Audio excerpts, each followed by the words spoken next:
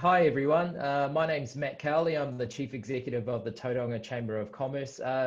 Firstly, thank you very much for your attendance at this webinar, whether you're watching it live or whether you're watching it recorded later on at your convenience. Look, we've got a pretty interesting discussion today with, as we're talking about Tauranga City Council's annual plan. There's quite a few big projects in there, so we'll get to understand what's happening, what's going to be delivered, and then of course how it's going to be funded.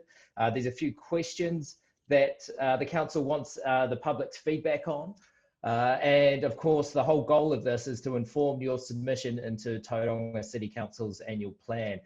Submissions close pretty shortly, and we'll give you some details about that towards the end. But yeah, do look on council's main website, and you'll follow the details and you'll go through there. All comments, big and small, will be greatly appreciated. I'd like to welcome, first of all, Paul Davidson and Christine Jones to the webinar. Thank you very much for joining us, guys. I know how busy you are. Thanks, Matt. Hi, Matt. Yeah, hi team. Look, thank you very much for joining us. There's quite a lot to discuss and we'll get through. For those that are watching it live, you're able to submit your questions either via the chat or through the Q&A. And we'll just keep track of that as we go on. I've got a couple of lead-in questions first. And of course, so what happened was kind of after the election last year, you went straight into the annual plan and started working through budgets. That took a few months. And of course, COVID hit. And you hit the reset button, and you had to redesign the budget in a matter of a few short weeks while you're in lockdown. How did that go? Well, I guess in short, it was a lot of work. You know, normally to get through one annual plan process a year is a fairly big exercise. Working through that draft through to consultation and then deliberation. So. If I just give a little bit of very brief history, like that annual plan started at a much larger rate increase at around the 12.6% mark. When COVID hit, you know, the first thing we did was look at what was the initial reductions we could make. That really was, you know, as probably most of the people on the session will know, that the debt issues that we face continue to be quite extreme. We had a debt management levy included in that first draft. Of 5%, that was the first thing that was removed, and then we went out for consultation at 7.6. Then we went into lockdown, a recognition effectively of what can we do differently, and we developed a package of works which was called Assist, Adapt, and Stimulate. That package of works meant that we needed to redo our annual plan, recognising that it was largely set in a pre-COVID environment. So.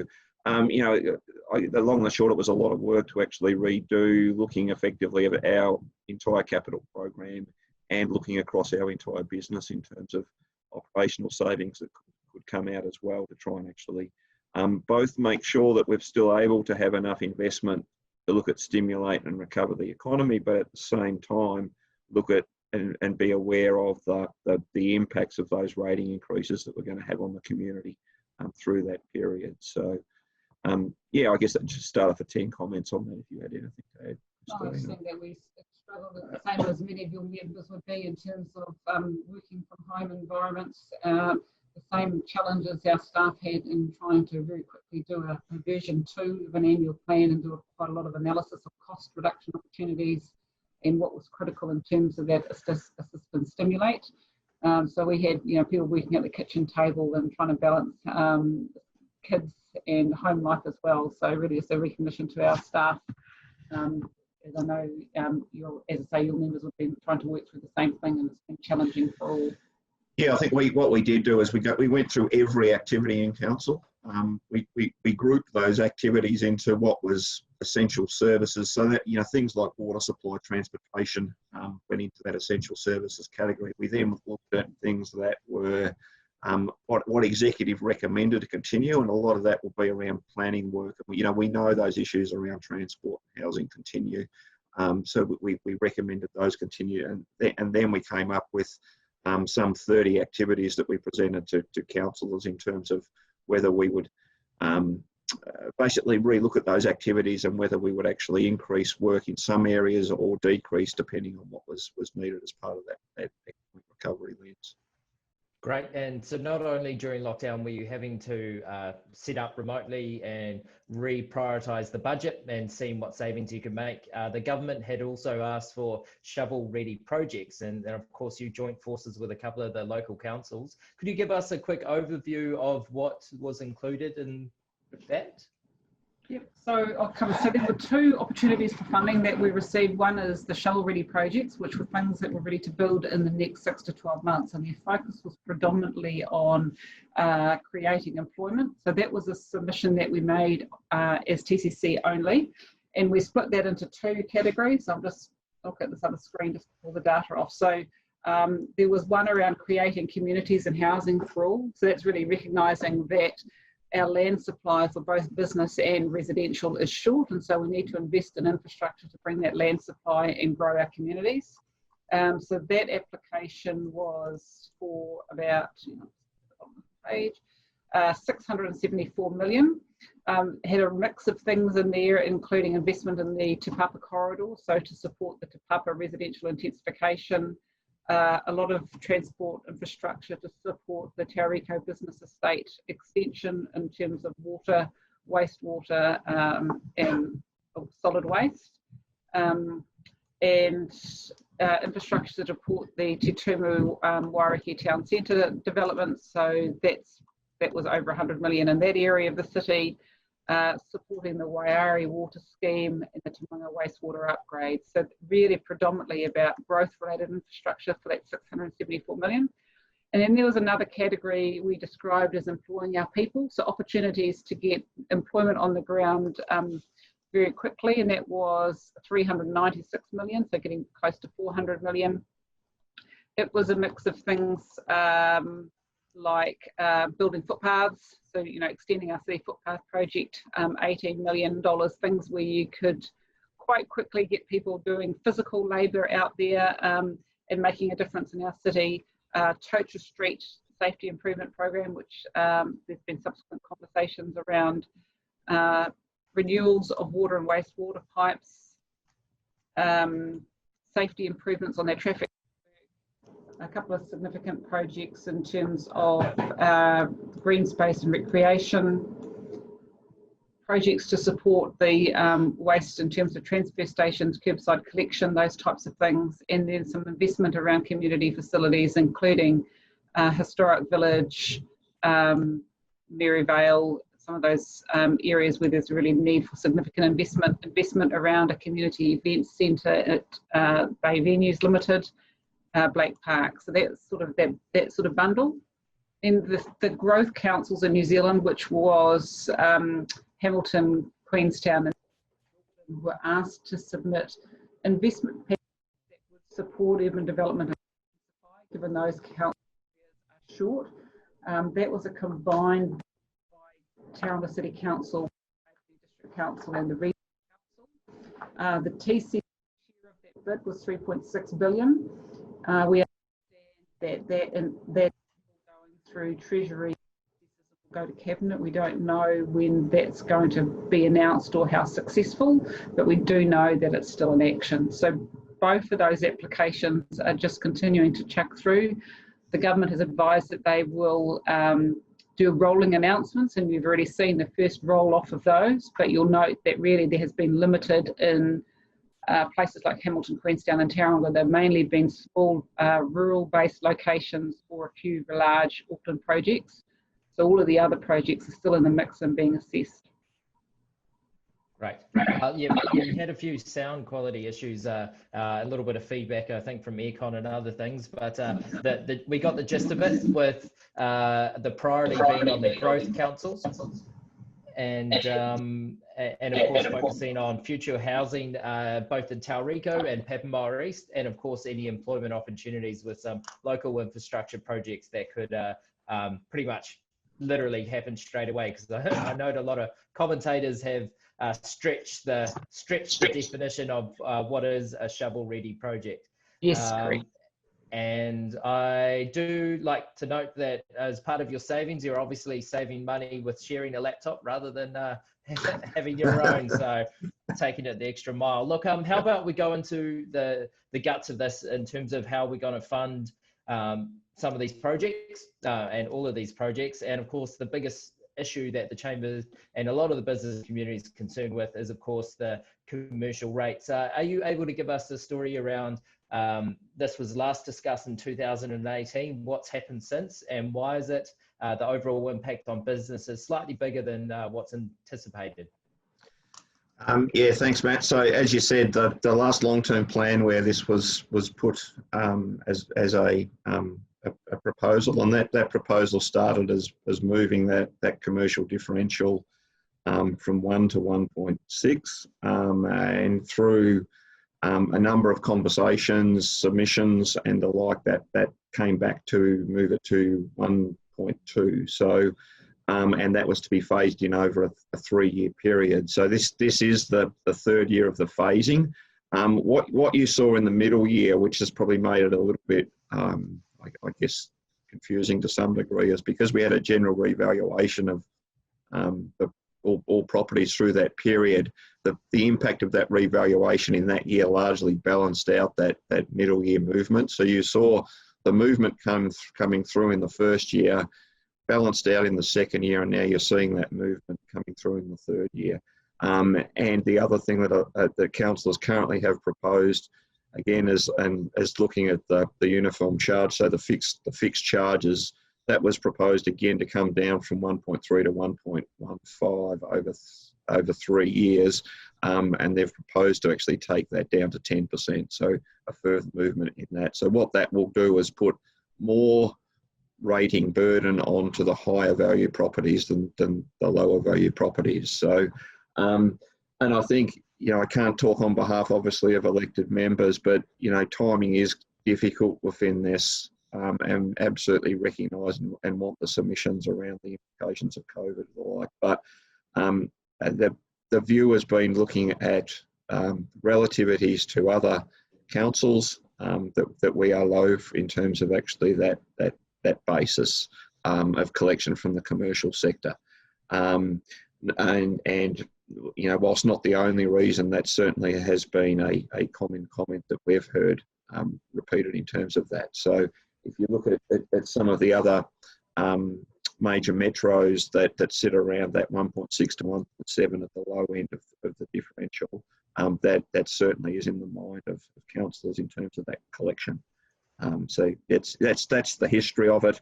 At the time, we said, and we still want to actually do that review around targeted rates.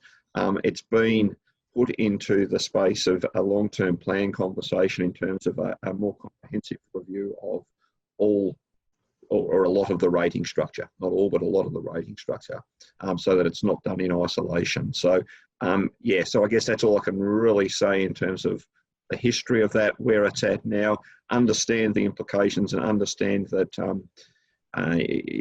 that timing may not be, certainly not good for a lot of businesses that we recognise are struggling at the moment, and it is a difficult time. But it is trying to keep a balanced approach to keep that investment going in the community through being able to actually to continue to do that. So, yeah.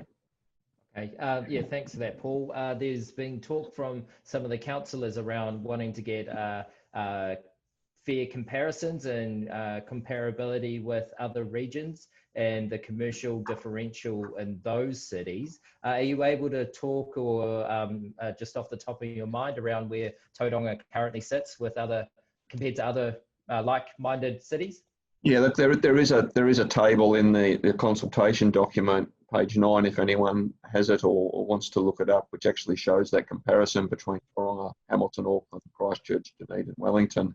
Of those, Tauranga's share of commercial rates, of general rates, is 16%. The next lowest is 32%. So it does give an indication of that balance that the councillors will refer to in terms of saying that for historic reasons, the balance isn't consistent with those other sectors. So that information is there, and that's reflected in that differential that, and this is based on the 1920 year, but Tauranga being at 1.13, Christchurch the next lowest at just under 1.7. So that information is all in that consultation document. Great, and that's freely available on Tauranga City Council's website. It's on the website, or available at any of the libraries or the service centre here. Great. So just to summarise, the commercial rates differential is proceeding as was agreed with the community in the long-term plan. The change was with the uniform annual general charge. It's how that's balanced. Yeah. That's right. And there's more information. I'm just skimming through on page 21 of that same document, which just shows specifically what that UAG's, I'm seeing a typo, but anyway, that UAGC movement actually is. So at a 4.7% increase, which is what the proposal is at the moment, the medium commercial increase was $9.32. It would have been $7.48 under the 15%. So just under a $2 a week difference, effectively, because of that additional movement that was put in place. Obviously, it does depend on the value of the property. Recognise the fact that a lot of SMEs are in properties of higher value, and that those costs get passed on, which is something that we are aware of, but it's difficult to actually deal with within a fairly blunt rating mechanism to do it. I think the point on that is that we have a rates calculator online.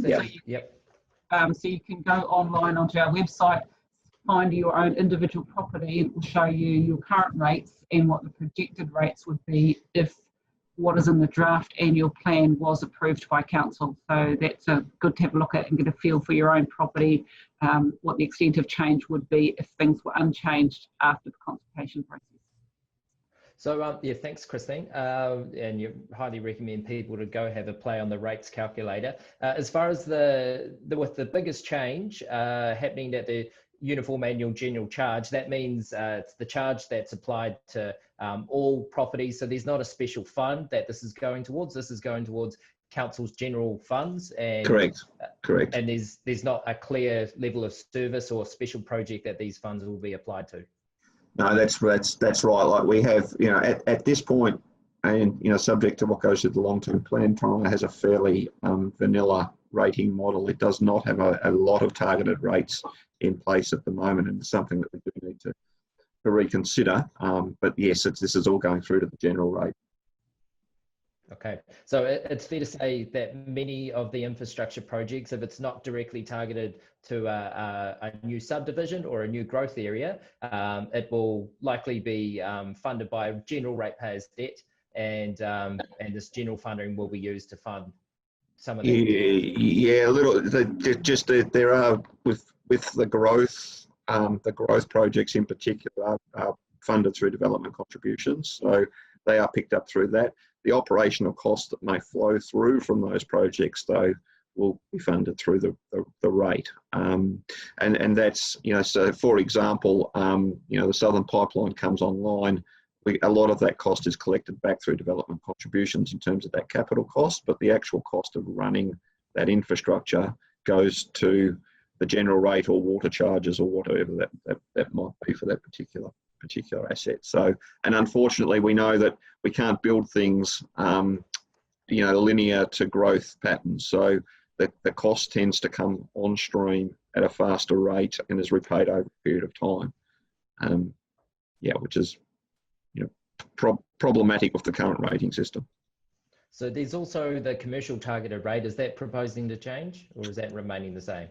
There might be some minor movements in there, but I don't have the exact detail, but there was no significant movements within that. Okay. And there's a lot of user fees and charges that are applied to businesses through building or planning or a lot of inspections, particularly with hairdressing and food processing. Is there any substantial changes to the user fees and charges? No, not substantive. And the one that would be really keen to get feedback on is parking. Obviously, it's always a topical topic, but there has been some fee changes enclosed within there. So certainly would recommend people have a look at that user fee schedule, but that's probably the main area of change. Most is relatively minimal within those other charges. There's minor inflation charges, which we usually bring on each year, but that's most of the change other than parking. Okay. As I think Paul mentioned before, around many small businesses are in high value properties. Could you tell us around what's happening with the rates postponement policy and how's that interacting with Council's COVID hardship grant that they set up during April? And Sure. Yeah, sure. So in terms of the rates postponement policy, we have a policy in place, particularly around postponing rates. And I guess the thing that I would say, if anyone is that needs to use that, is to contact our rating department in terms of actually working out how we can actually come up with payment arrangements. The principles behind that is that if there is concern of paying rates and those payment rate arrangements are agreed to postpone rates within a rating year, that there be no penalties or anything, they'll all be waived effectively for those. So that rates postponement policy is in place. Probably more from a residential perspective, we've also lobbied the government in terms of opportunities around the rates rebate scheme fairly unsuccessfully. Actually unsuccessfully in terms of any changes to that, but that is in place at a more residential level though. So those policies are in place. And again, coming back to the relief that we've provided to our tenancies, we have had a reasonable uptake in terms of rental reduction options for the period up to the end of June, and I'm more than happy to take more submissions in terms of what that might be that councillors consider as part of the annual plan process, whether there was further the need for further support to be given. Okay, we've got a question through the Q&A that's popped up around what's the chances of council accepting any additional funding requests or starting off new projects, given that this council's focusing on cost savings. Any response or advice for that? Yeah, look, there's a few things in that. All proposals need to be considered and prioritised through the deliberations process. So, I can't obviously talk from a political perspective in terms of how councillors might view things, but if those submissions aren't brought forward, then they have no chance of success. So if those ideas and thoughts are there, they should be submitted on to give councillors a chance to hear them. And I'd always recommend people to talk to those submissions rather than just put them in. The other thing, just to touch on briefly, is that we have had some success with moving up our borrowing covenants. Now, it's not an ideal, but we have had some more capacity to be able to actually deliver on some capital investment. Conscious of what that might mean for the long-term plan as we move into that, because obviously it is debt and it's got to be repaid. So it's not the number one thing that we go to, but I guess what I'm saying is that it has given us some capacity to be able to deal with things that, and I think that when I come back to that, talking about assist, adapt and stimulate, this plan really needs to be positioned in terms of how we do effectively those three things: assist, adapt and stimulate. So good ideas to actually help recover the city and the economy will be absolutely listened to as part of that deliberation process. And I just add to that, I think it's important if you can identify how does it fit strategically with the priorities of council, and also generally, as a general rule, if there's some level of co-funding or leveraging from some other funder or contributor, that's more likely to be seen favourably than if council's the sole funder. So, I mean, it depends obviously on the nature of the issue, but I think there are two things to give consideration for, and if you can address those matters in your submission, that would be helpful. Okay, just Christine, are you able to give us a quick, very high-level summary of what happens when people make a submission? What's the process there? So people can make an online submission, which is filling it in electronically or sending a written submission through. All of the submissions we receive are analysed by staff, and they get allocated to respective areas of council, and the staff will prepare a draft response or issue an option for the elected members to consider. The elected members hold hearings when everybody who's submitted and wished to speak has an opportunity to come to speak to the elected members, generally allocated 10-minute slots, and they might ask any specific questions. All of the submissions, including those who don't do verbal submissions but just provide their written submissions, they're all provided to the elected members. And then they also receive a staff analysis report. So that goes through and it clusters like submissions. If you might have, 30 people who raised something on a particular issue, and they might have, 50% might be one way and 50% might have an alternative view. The staff will summarise that. So here's the issue that's been raised. There's a group of the community who have these views. There's a community group that have these views, and we will put together options for the council to consider in terms of way forward and the costs and benefits attached to that. Most times, unless it's purely a political matter, the staff will provide a recommendation for the elected members, and then they'll make a decision which is then subsequently communicated back to the submitters. So given the timelines we're working to this year, it's going to be a relatively quick turnaround. So the decisions will be made by the end of July. So that's the sort of time frame we're working to. So just in terms of dates, so the submission period closes at 5 p.m. next Wednesday, the 1st, and then the following Monday and Tuesday is the opportunity for people to talk to those submissions. So the Monday will be a day evening session, and then the Tuesday. Those times will be programmed in. Great. Hey, look, we've had another question come through around in 2018, the council promised to look at targeted rates as opposed to the commercial differential, which means, as we discussed just before, instead of the revenue from businesses going into the general funds, it's actually targeted to something specific to a project or a benefit. Has anything been done 2 years on? Look, it has, in the sense that options have been taken to council to look at it, but the decision that council have made is that they need to do it as a total rating policy review. So, and the time to do that is part of the long-term plan, and that's so that just make sure that all priorities are considered as part of the total package within there. In short, no, but it will certainly happen as part of the long-term plan. Long-term plan that relates to the next 3 years after this one. We're starting work on that now, and that will go out for consultation with the community in the towards the end of the first quarter 2021 to be adopted by June 2021. Great. Okay. So straight into that long-term plan. If we have time, we'll talk about that long-term plan and update and what we're setting ourselves up for through this annual plan process. But just quickly, during COVID, were there any changes or improvements to, say, the council services with particularly online building consents or any advances from there? Anything you want to share?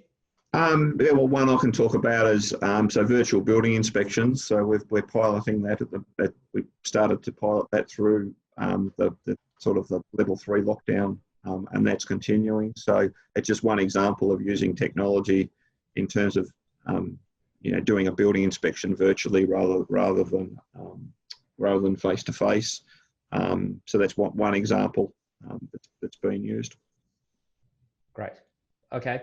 So of course, with this session is just purely designed to inform people's submissions, of course, that are due on the 1st of July.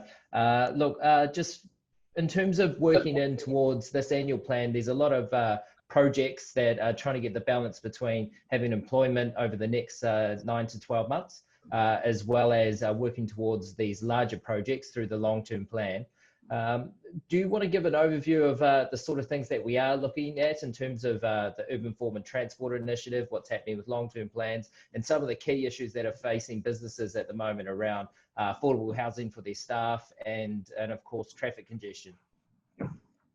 So I'll pick that one up. So in terms of the city, we do have a shortage of both business and residential land supply. We know that does affect businesses in terms of attracting people and having homes that they can afford and opportunity for them to expand and grow their businesses. We know based on our projections that we will have a shortage of land supply in the next 3 to 5 years. And prior to COVID, NZIER did some work for us which identified that there would be significant increases in house prices. Around about $60,000 a year is what they were predicting in terms of the lack of supply that was coming to the market. The Urban Form and Transport Initiative, which is on schedule to be approved on 1 July by the partner councils, it is really about what is the long-term location for land supply and what is the transport infrastructure and system that's going to support that.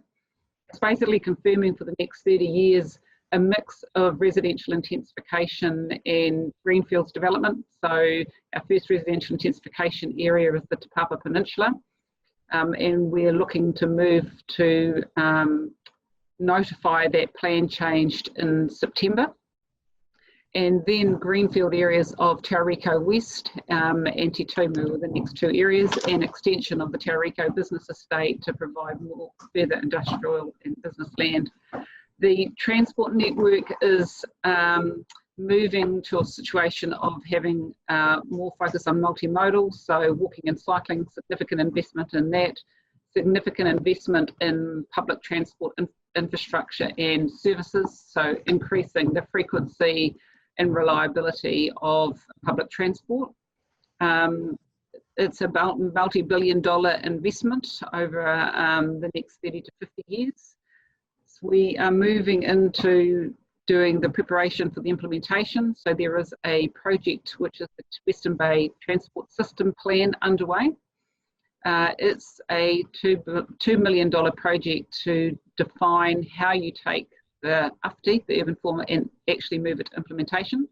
It's going to be doing things like looking at the Hewletts Road sub-area, so Hewletts Road, Totra Street, all of that area, and identifying what improvements can be made to increase the efficiency of that area, particularly with the port traffic. So Port and Kiwi Rail are partners in that project, and it's going to move it to a point where we've got clearly defined projects with business cases support that can then go forward for government funding. That project is underway to deliver by the end of this calendar year, with the view to it flowing into the long-term plans and the regional land transport plan so it can be funded.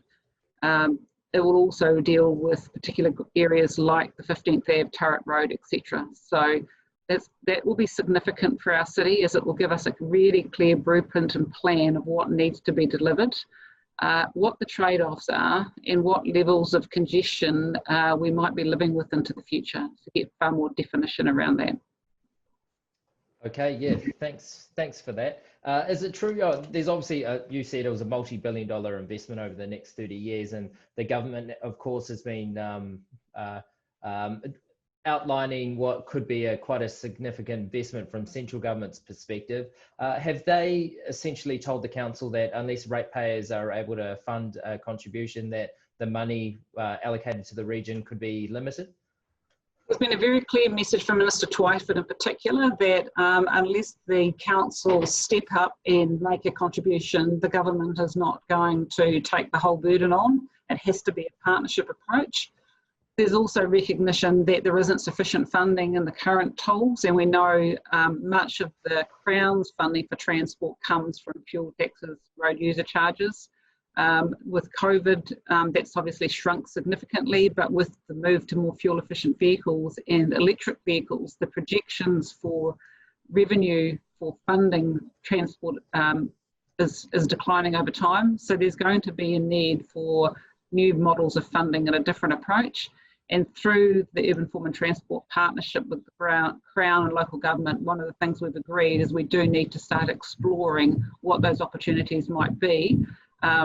Discussions around tolling, congestion charging, all of those policy initiatives are going to need to be on the table given the scale of what needs to be invested in and the reducing revenue streams from the traditional revenue sources. So some quite big discussions still to be had moving forward, but we will have at least the base of what we need to be spending that money on and what will it deliver, so we can have those conversations. So yeah, there are a number of big conversations coming up. What is your advice for the business community to get engaged and understand what's happening before it's too late? Yes, definitely to be involved, to be aware of what's going on at the moment, and I think the significant opportunities are going to come through the long-term plan discussions, and the other one is the spatial plan, which is about the land use allocation.